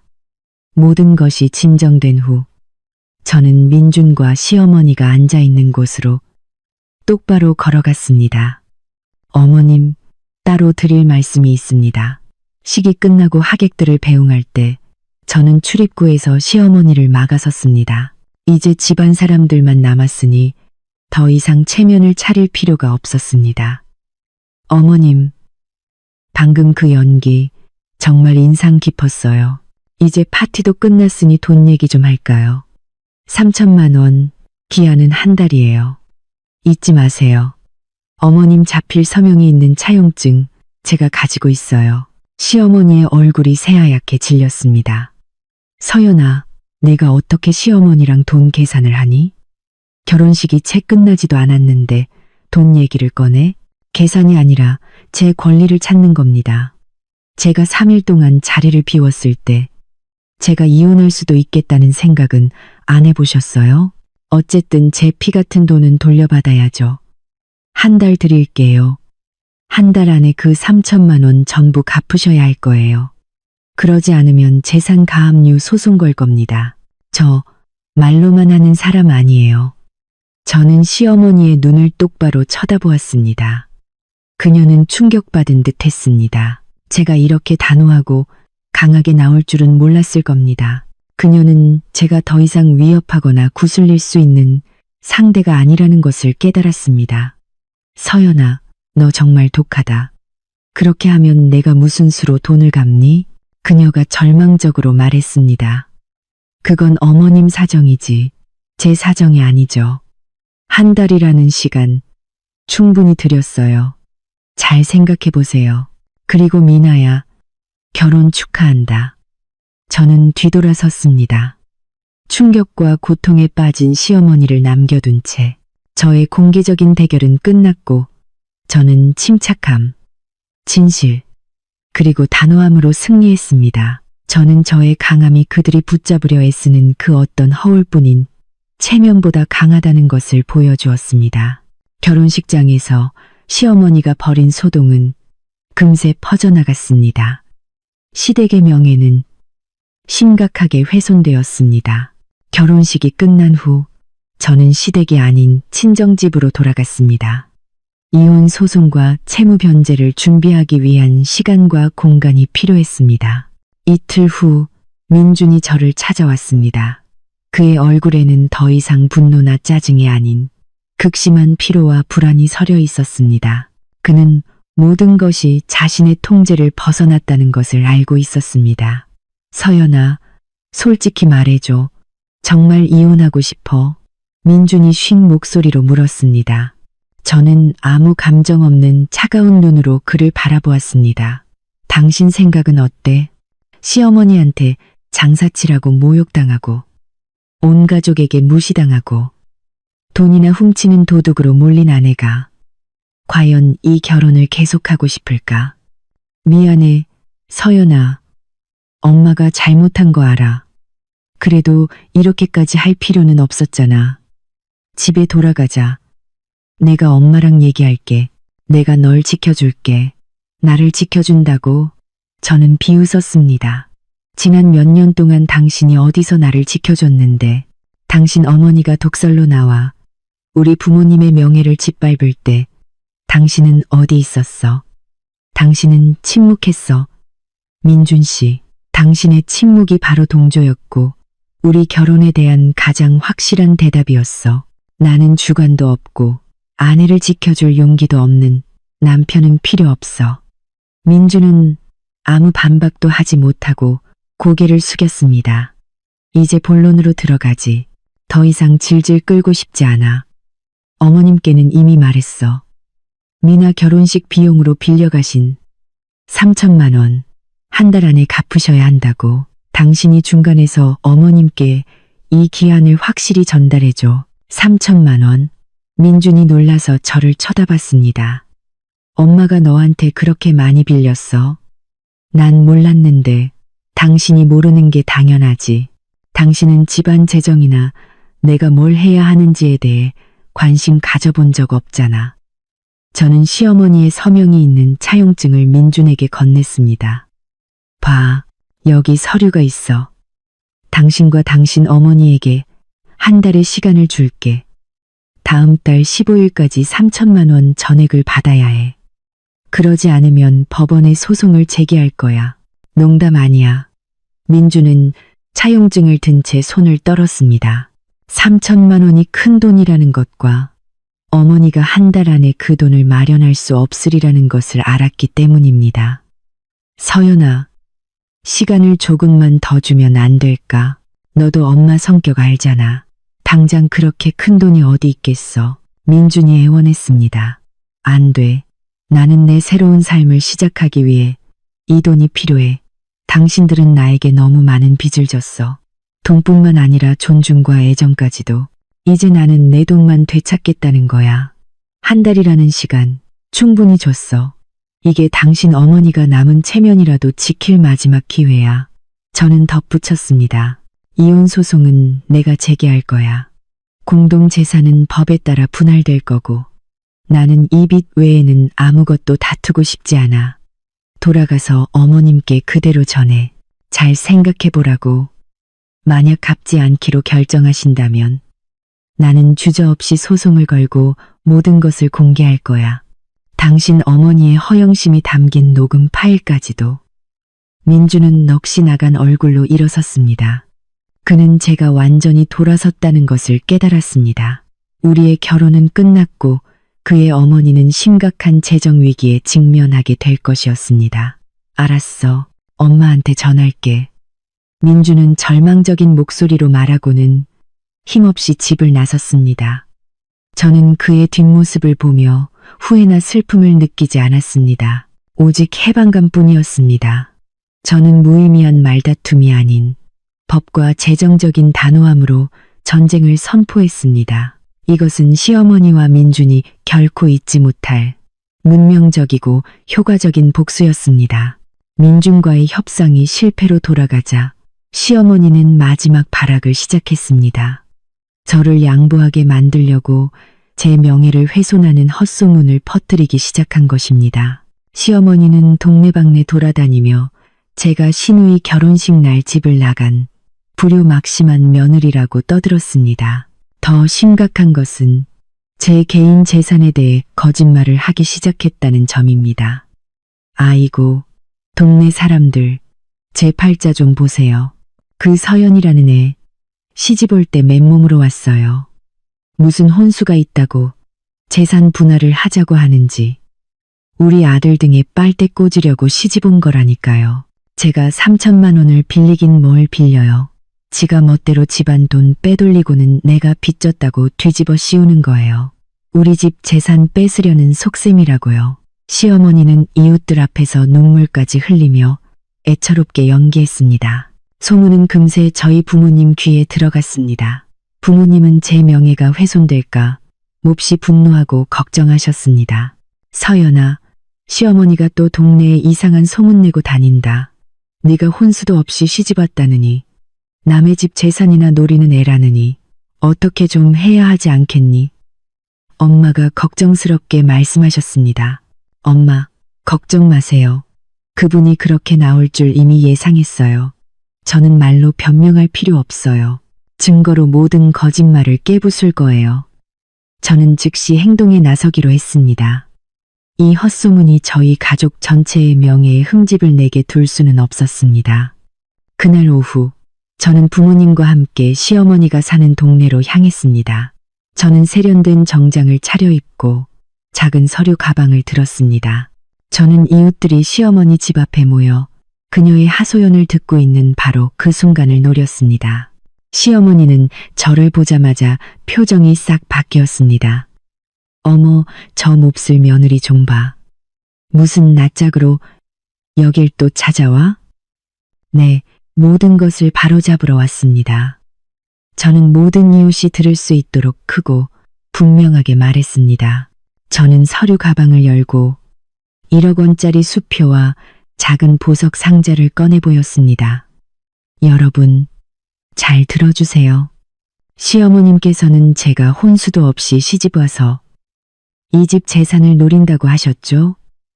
저는 수표를 들어 올렸습니다. 이것은 저희 친척들이 저에게 주신 1억 원입니다. 이것이 제가 가진 가장 소중한 혼수입니다. 바로 저희 가족의 사랑과 믿음이죠. 그리고 제가 미나의 축의금을 떼어 먹었다고요? 제게 묻겠습니다. 어머님, 제 돈, 저희 친척들이 저에게 주신 돈이 미나와 무슨 상관이 있습니까? 어머님께서 저희 가족을 장사치라고 무시해서 결혼식에 오지 못하게 했다는 사실, 이 모든 분들 앞에서 말씀하실 용기가 있으신가요? 시어머니는 얼굴이 새파랗게 질려 아무 말도 못했습니다. 저는 계속해서 말했습니다. 그리고 빚 문제에 대해서 어머님께서는 제가 3천만 원 빚을 뒤집어 씌웠다고 하셨죠. 제가 묻겠습니다. 여러분, 며느리가 시어머니에게 거짓으로 빚을 만들 이유가 있을까요? 저에게는 증거가 있습니다. 이것은 어머님의 자필 서명과 지장이 찍힌 차용증입니다. 어머님께서는 미나의 호화로운 결혼식을 위해 저에게 돈을 빌리셨습니다. 여러분, 한번 보십시오. 제가 힘들게 일해서 한 푼 두 푼 모은 돈을 빌려가시고는 이제 와서 저를 재산 강탈범으로 모는 것이 말이 됩니까? 저는 나이 지긋한 이웃 어르신께 차용증을 보여드렸습니다. 그분은 서류를 보시고는 혀를 차며 고개를 저으셨습니다. 그리고 한 가지 더 있습니다. 저는 휴대폰을 꺼내 시어머니가 저희 가족을 모욕했던 녹음 파일을 재생했습니다. 짧은 부분만 틀었지만 진실을 파악하기에는 충분했습니다. 녹음이 끝나자 동네는 웅성거림으로 가득 찼습니다. 모두가 진실을 깨달았습니다. 시어머니는 불쌍한 피해자가 아니라 탐욕스럽고 허영심 많으며 악의적인 사람이었습니다. 김 여사, 그러면 못 써요. 사람 무시하고 이제 와서 거짓말까지 하면 쓰나. 한 어르신이 시어머니를 꾸짖었습니다. 시어머니는 완전히 고립되었습니다. 그녀는 더 이상 아무 말도 하지 못하고 손으로 얼굴을 가린 채 울기만 했습니다. 그녀가 그토록 지키려 했던 체면은 반박할 수 없는 진실 앞에 산산조각 났습니다. 다시 한번 말씀드리지만 저는 소란을 피우고 싶지 않았습니다. 저는 단지 저와 제 가족의 명예와 공정함을 되찾고 싶었을 뿐입니다. 저는 시어머님께 빚을 갚을 시간으로 한 달을 드렸습니다. 만약 한 달 후에도 갚지 않으신다면 저는 소송을 제기할 것입니다. 법으로 제 권리를 지킬 겁니다. 여기 계신 모든 분들이 증인이 되어 주십시오. 저는 사람들에게 정중히 인사하고 부모님과 함께 자리를 떴습니다. 저는 승리했습니다. 시어머니의 거짓말을 깨부수고 동네에서 그녀의 평판과 명예를 완전히 무너뜨렸습니다. 저의 복수는 단순한 실종이 아니라 악습을 폭로하고 제 자신의 가치를 증명하는 것이었습니다. 저는 제가 재산을 노리는 사람이 아니라 자신의 재산을 가지고 자신을 지킬 힘이 있는 독립적인 여성이라는 것을 모두에게 보여주었습니다.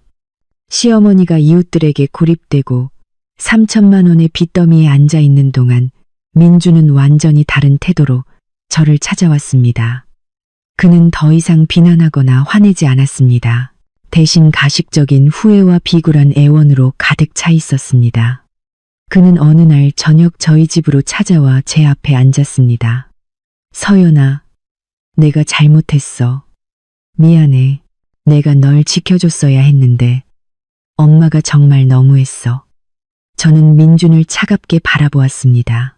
이 사과가 진심 어린 후회나 사랑에서 비롯된 것이 아니라 저처럼 유능한 아내를 잃는 것에 대한 두려움, 그리고 어머니가 남긴 거에게 빚을 감당해야 한다는 공포 때문이라는 것을 알았습니다. 사과할 필요 없어. 당신은 이미 너무 오랫동안 당신 자신을 속여왔어. 이제 본론만 얘기하자. 나 이혼 서류 제출했어. 당신은 서명만 하면 돼. 민주는 경악했습니다. 안 돼. 서연아, 이혼은 안 돼. 우리 아직 사랑하잖아. 내가 약속할게. 다시는 엄마가 너 힘들게 안 하게 할게. 우리 분가해서 살자. 제발 한 번만 더 기회를 줘. 기회? 저는 가볍게 웃었습니다. 내가 당신에게 기회를 줘서 뭘 어쩌라고. 당신이 계속해서 돈 낭비하고 이 가정에 무책임하게 구는 걸 지켜보라고.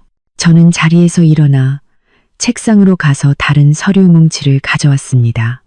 이것은 민준의 개인적인 낭비벽에 대한 증거들이었습니다. 민준 씨, 당신 수입이 당신 말처럼 안정적이지 않다는 거 알아요? 당신은 어머니가 자랑하던 팀장이 아니라 수입이 불안정한 평사원이잖아요.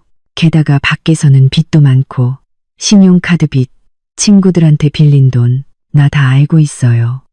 저는 민준의 부채와 비합리적인 지출 내역이 상세히 적힌 표를 내밀었습니다. 민준 씨, 주식 투자한다면서 나한테 500만 원 빌려갔던 거 기억해요? 그거 갚았어요? 비싼 시계 산다고 300만 원 빌려갔던 건요? 민주는 완전히 얼어붙었습니다. 제가 그 모든 정보를 그렇게 명확하고 상세하게 수집했을 줄은 꿈에도 몰랐을 겁니다. 그는 제가 모든 것을 알아서 처리하는 것에 익숙해져 너무 안일했던 것입니다. 내가 날 조사했어? 민준이 더듬거렸습니다. 조사할 필요도 없었어. 나는 그냥 사실을 봤을 뿐이야. 당신은 사랑 때문에 다시 합치고 싶다고 말하지만 사실은 당신 어머니의 3천만 원 빚과 당신 개인의 빚을 혼자 감당하기 무서워서 그러는 거잖아. 당신의 나약함, 낭비벽, 그리고 빚을 가려줄 수 있는 아내를 잃기 싫은 거겠지. 저는 이혼 서류를 그의 앞에 놓았습니다. 민준 씨, 나는 당신 같은 남편 필요 없어. 내가 아내이자 회계사이자 빚쟁이 노릇까지 해야 하는 결혼 생활은 하고 싶지 않아. 여기에 서명해. 우리 깔끔하게 끝내자. 당신 개인의 빚은 당신 어머니께 알리지 않을게. 그게 내가 베푸는 마지막 의리야. 민주는 이혼 서류를 뚫어지게 쳐다보았습니다. 제가 모든 퇴로를 막았다는 것을 알았습니다. 만약 서명하지 않으면 제가 모든 것을 폭로할 것이고 그의 명예는 완전히 무너질 것이었습니다. 마침내 민주는 길게 한숨을 쉬며 떨리는 손으로 펜을 들었습니다. 서명할게.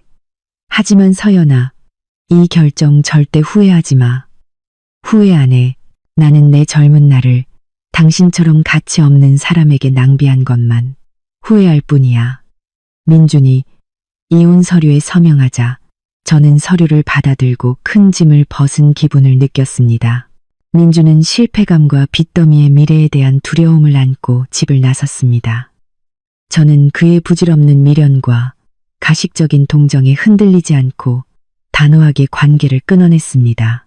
저의 독립과 자신감은 돈으로 살 수 없는 것이며 그 어떤 것과도 바꾸지 않을 것임을 증명했습니다. 저와 민준이 이혼 절차를 마친 지 몇 주 후 제 삶은 새로운 궤도에 들어섰습니다.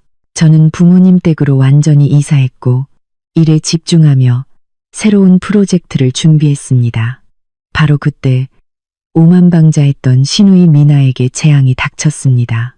어느 날 오후 집에서 일하고 있는데 초인종이 울렸습니다. 문을 열자 저는 문 앞에 서 있는 미나를 보고 깜짝 놀랐습니다. 결혼식 날의 화려하고 도도한 모습은 온데간데 없고 초췌하고 눈은 퉁퉁 부은 채 흐트러진 모습이었습니다. 형님, 저 좀 살려주세요. 저 너무 힘들어요. 미나는 저를 보자마자 와락 울음을 터뜨리며 저를 껴안으려 했습니다. 저는 단호하게 그녀를 밀어냈습니다. 미나야, 할 얘기 있으면 들어와서 제대로 해. 여기서 소란 피우지 말고. 미나는 의자에 주저앉아 흐느꼈습니다.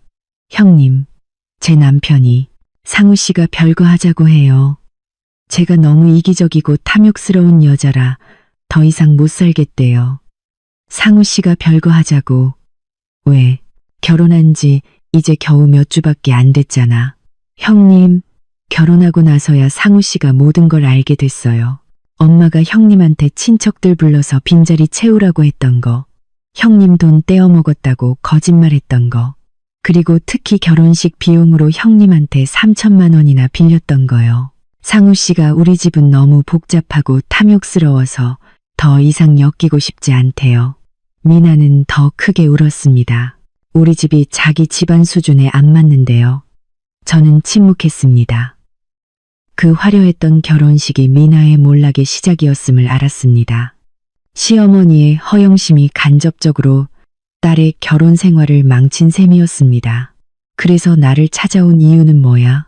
저는 아무 감정 없는 목소리로 물었습니다.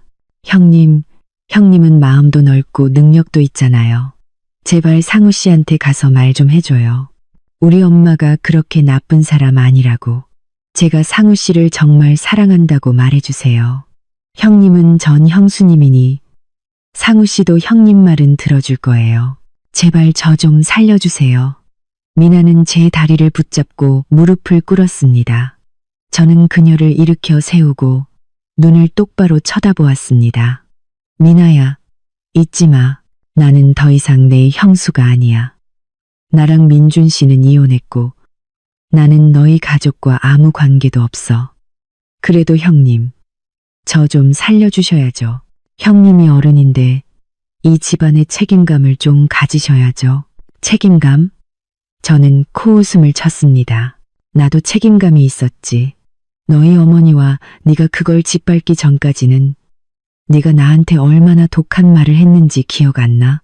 네가 어머니 편들어서 내가 돈 훔쳤다고 몰아갔던 건?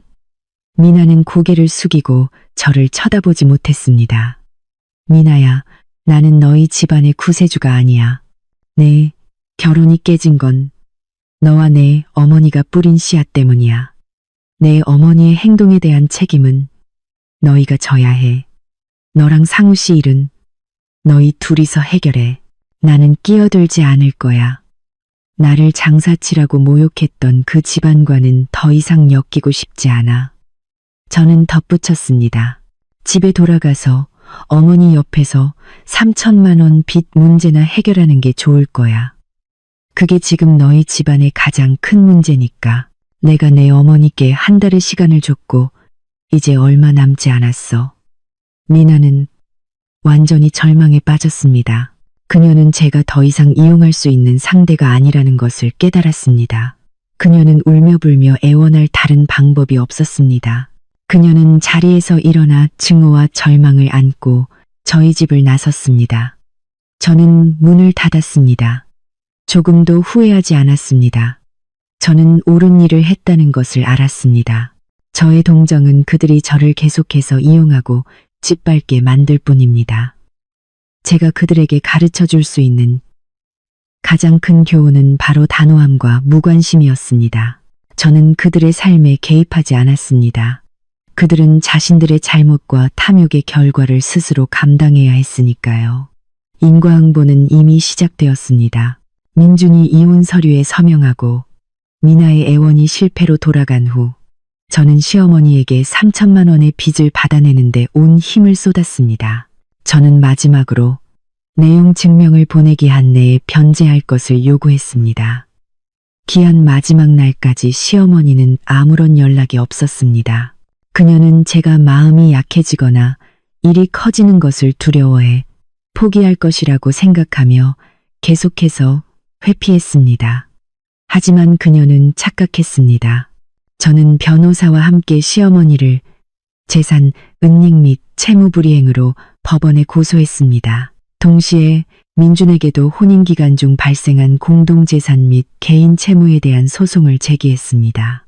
법원으로부터 소환장을 받자마자 민준과 시어머니는 다시 한번 공황 상태에 빠졌습니다. 그들은 온갖 방법으로 저에게 연락하며 소송을 취하해달라고 애원했지만 저는 단호하게 거절했습니다.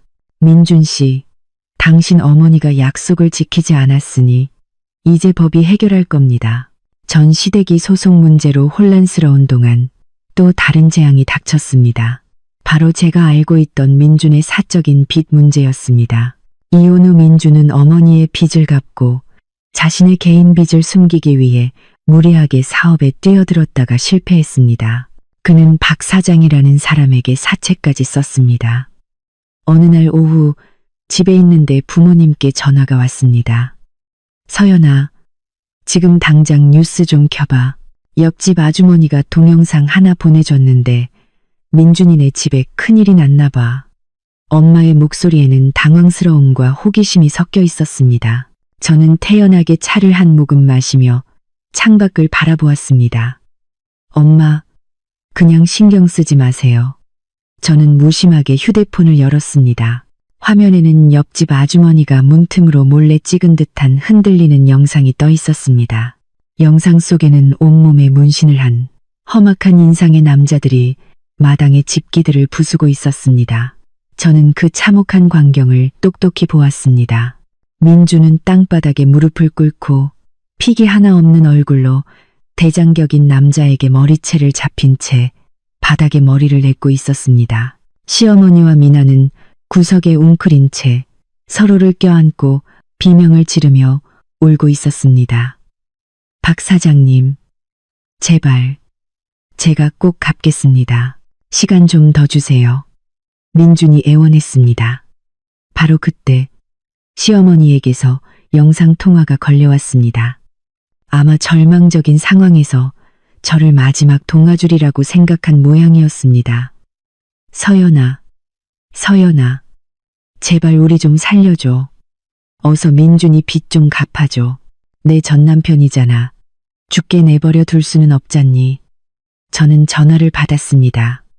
화면에는 눈물로 얼룩진 시어머니의 얼굴이 공포에 일그러진 채 나타났습니다.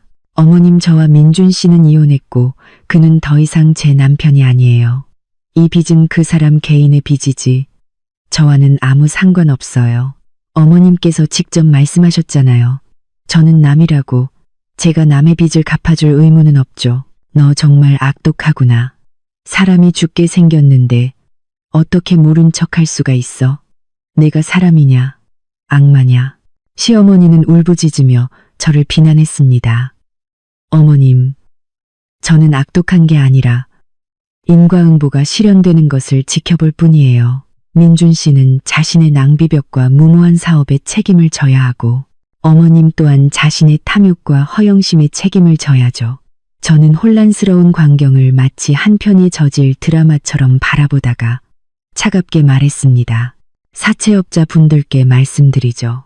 저는 민준 씨의 전처입니다. 민준 씨의 개인 채무가 있다는 사실을 확인해 드립니다. 경찰에 신고해서 이분들을 경찰서로 데려가 법에 따라 처리해 주시길 바랍니다. 저는 민준 씨의 그 어떤 빚에도 관여하거나 도와줄 생각이 없습니다. 저는 단호하게 전화를 끊고 번호를 차단했습니다. 약 15분 후 엄마에게서 문자가 왔습니다. 경찰이 와서 전부 연행해 갔단다. 민준이는 엄청 맞아서 엉망이 됐고 시어머니는 기절해서 구급차에 실려갔대. 저는 휴대폰을 내려놓고 다시 제 일에 집중했습니다. 마음이 가벼웠습니다. 민준이 조금도 불쌍하지 않았습니다. 그는 자신이 뿌린 씨앗을 거둔 것뿐입니다. 제가 개입하지 않은 것은 잔인함이 아니라 공정함이었습니다. 저는 그들의 빚더미와 추문에 휩쓸리지 않았습니다. 저는 제 재산과 명예를 지켜냈습니다. 이 사건으로 전 시댁의 평판은 완전히 무너졌습니다.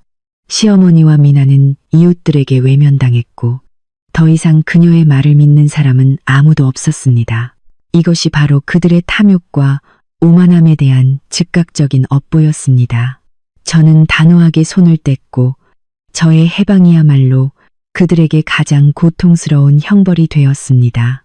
전 시댁이 위기, 빚, 그리고 소송의 늪에 빠져 있는 동안 제 삶은 활짝 피어났습니다. 저는 더 이상 무의미한 가족 갈등에 시간과 에너지를 낭비하지 않았습니다. 저는 온전히 제 일과 경력에 집중했습니다. 지난 싱가포르 여행은 휴가일 뿐만 아니라 큰 동기부여가 되었습니다. 저는 상쾌한 정신과 창의적인 아이디어로 가득 차 회사에 복귀했습니다. 저는 회사가 맡긴 대형 프로젝트를 훌륭하게 완수했고 심지어 경영진의 기대를 훨씬 뛰어넘는 성과를 냈습니다. 어느 맑은 날 아침 사장님께서 저를 사무실로 부르셨습니다. 저는 제 일을 잘 해냈다는 자신감을 가지고 들어섰습니다. 서연 씨, 앉아요. 사장님은 환한 미소를 지으며 말씀하셨습니다. 좋은 소식이 있어요. 이사회에서 신중한 논의 끝에 서연 씨를 미디어 팀의 수석 팀장으로 승진시키기로 결정했습니다. 연봉은 2배로 인상될 것이고 앞으로 회사의 모든 핵심 전략 프로젝트를 총괄하게 될 겁니다. 다음 달부터 발령입니다. 저는 놀라움과 행복감에 휩싸였습니다. 저의 모든 노력, 성실함, 그리고 단호함이 마침내 합당한 보상을 받은 것입니다. 정말 감사합니다, 사장님. 저는 감격에 겨워 목이 메었습니다. 천만에요. 서연 씨, 그럴 만한 자격이 있어요. 최근에 서연 씨가 많이 변한 걸 느꼈어요. 훨씬 더 독립적이고 단호하고 프로페셔널해졌죠. 자신의 능력과 리더십을 증명해냈어요. 저는 미소를 지으며 다시 한번 감사 인사를 드렸습니다. 말로 표현할 수 없는 기쁨과 자부심을 안고 사무실을 나왔습니다. 저는 남편이나 시댁 덕분이 아니라 오직 제 자신의 능력, 노력, 그리고 강단으로 성공했습니다. 한편 제가 던진 법적 승부수는 효과를 발휘했습니다. 법원에서 발송된 소환장이 시어머니 댁으로 직접 전달되었습니다. 붉은 직인이 찍힌 서류를 받아들고 변호사로부터 소송 비용과 재산 압류 가능성에 대한 경고를 들은 시어머니의 체면은 완전히 무너졌습니다. 그녀는 법정에 서서 세상의 웃음거리가 되는 것을 두려워한 나머지 결국 시골에 있던 땅을 헐값에 팔아 제게 3천만 원을 모두 갚고 소송을 취하해달라고 빌었습니다. 이것은 단지 돈의 문제가 아니라 법적으로나 명예로나 거둔 큰 승리였습니다. 저는 진실이 거짓과 변명을 이긴다는 것을 증명했습니다. 저는 친척들이 주신 1억 원의 종잣돈과 새로 인상된 월급의 일부를 모아 회사와 친정집에서 가까운 교외의 작지만 편리한 아파트를 구입했습니다. 그것은 제가 직접 일군 안전하고 행복한 새로운 시작이었습니다. 저는 부모님을 새 아파트로 초대했습니다. 부모님은 딸을 보며 기쁨과 자랑스러움으로 빛나는 눈빛을 감추지 못하셨습니다. 딸아, 네가 이렇게 편안하고 행복하게 사는 걸 보니 엄마 아빠는 더 바랄 게 없다. 이제 너도 집도 있고 좋은 직장도 있으니 아무것도 두려워할 필요 없어. 저는 부모님을 꼭 껴안았습니다. 네, 엄마, 아빠, 다 부모님의 지지와 무조건적인 사랑 덕분이에요. 저는 이제 알아요. 가장 값진 혼수는 돈이 아니라 독립, 자신감, 그리고 효심이라는 걸요. 저는 저의 독립으로부터 달콤한 열매를 거두었습니다. 저는 한 여성이 그 누구의 경멸이나 억압을 견디지 않고도 스스로 행복과 성공을 이룰 수 있다는 것을 증명했습니다. 제 이야기는 인과응보에 대한 생생한 증거가 되었습니다. 자신감을 심으면 성공을 거두고 선함을 심으면 평온을 거둡니다. 승진하고 새로운 삶에 안착한 후 저는 더 이상 전 시댁에 대해 거의 신경 쓰지 않았습니다. 변호사를 통해 3천만 원 채무이행 과정에 대한 소식만 간간히 들었을 뿐입니다. 하지만 인과응보는 누구도 피해가지 않았습니다. 어느 날 우연히 민준의 오랜 친구를 만났습니다. 그는 제게 전 시댁의 비참한 삶에 대해 이야기해 주었습니다. 서연아, 네가 그 집 나온 건 정말 잘한 일이야. 지금 민준이 걔가 어떻게 사는지 상상도 못할 걸. 그 친구의 말에 따르면 민준은 사채업자에게 쫓기고 저에게 소송까지 당한 후 신용을 완전히 잃었다고 합니다. 그는 은행과 금융기관의 블랙리스트에 올랐고 사업은 실패했으며 아무도 그와 협력하거나 돈을 빌려주려 하지 않았습니다. 그는 빚쟁이들을 피해 숨어 다니며 친구들의 경멸까지 견뎌야 했습니다. 그리고 걔네 어머니랑 미나는 그 집 완전히 지옥이야. 어머니는 너한테 빚 갚으려고 재산을 거의 다 팔았는데도 아직 모자란데 지금은 가난에 시달리면서 이웃들한테도 외면당하고 미나는 그 남편이랑 이혼하고 갈 데가 없어서 다시 엄마랑 사는데 둘이 맨날 돈 문제랑 후회 때문에 걔랑 고양이처럼 싸운대. 어머니는 널 무시했던 걸 후회하고 미나는 엄마 때문에 자기 결혼 망쳤다고 원망하고 저는 그 이야기를 듣고 통쾌함보다는 안도의 한숨을 내쉬었습니다. 단호하게 떠나오길 정말 잘했다는 생각이 들었습니다. 미나한테는 어린애도 있는데 어머니가 그 나이에 빚 걱정, 손주 걱정, 딸과의 다툼까지 다 감당해야 하니 불쌍하긴 한데 다 자업자득이지 뭐. 그 친구가 덧붙였습니다. 저는 그들의 고통이 저의 복수가 아니라 그들 스스로가 뿌린 악행의 결과라는 것을 알았습니다. 탐욕, 허영심, 그리고 타인에 대한 경멸이 가장 고통스러운 방식으로 그들에게 되돌아온 것입니다. 저는 개입하지도 돕지도 않았고 죄책감도 느끼지 않았습니다. 저는 그들에게 기회를 주었지만 그들은 스스로 그것을 걷어찼습니다. 저의 단호함은 그들의 고통이라는 진흙탕에 제가 빠지지 않도록 막아주는 보이지 않는 벽을 만들었습니다. 그동안 제 삶은 빛으로 가득 찼습니다. 좋은 직장, 돈, 동료와 친구들의 존경을 얻었습니다. 저는 여가 시간에 부모님을 돌보며 효도했습니다. 여행을 다니고 책을 읽고 새로운 지식을 배웠습니다. 저는 온전하고 평화로운 삶을 살았습니다. 저는 진정한 부유함이 고급차나 화려한 파티에 있는 것이 아니라 마음의 평온함, 가족의 사랑, 그리고 자신의 독립과 자립에 있다는 것을 깨달았습니다. 시어머니는 허울뿐인 체면 때문에 모든 것을 잃었습니다. 반면 저는 저의 강단과 단호함 덕분에 모든 것을 되찾았습니다. 저는 제 이야기가 단지 개인적인 경험이 아니라 인과응보에 대한 깊은 교훈이라는 것을 깨달았습니다. 뿌린 대로 거두는 법입니다.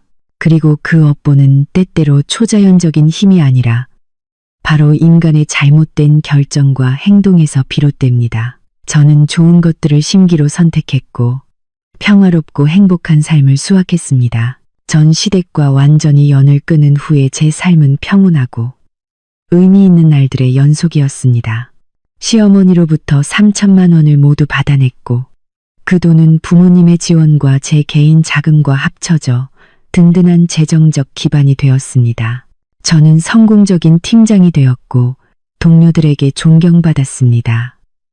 경제적, 정신적 자립은 저를 그 어느 때보다 자신감 있고 빛나게 만들었습니다.